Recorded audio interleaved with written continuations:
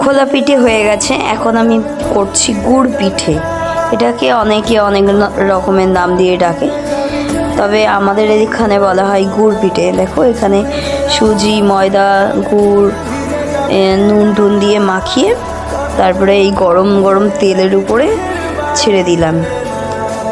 ভালো করে ব্যাটারটা করে একটু মোটা করে গুলতে হবে, নয়তো আবার কড়ার মধ্যে ছড়িয়ে যাবে। দেখো কত সুন্দর লাগছে, আর কড়াই দেওয়ার পরেই ফুলে উঠেছে, একেবারে ফুলে দারুণ হয়েছে, লুচির মতো ফুলে গেছে। এই পিঠেটা একটু লাল লাল করে ভেজে নিয়ে তারপরে তুলে নেবো। দেখো এর মধ্যে আরও দুটো তিনটে পিঠে দিয়েছিলাম। দেখো মচমচে, সুজি দিয়ে বানালে বেশ মচমচে হয়, নরমও হয়, 2-3 দিনও রেখে খাওয়া যায়। কিন্তু চাল দিয়ে বানালে একটু শক্ত হয়, বেশ মচমচে, দারুণ দারুণ।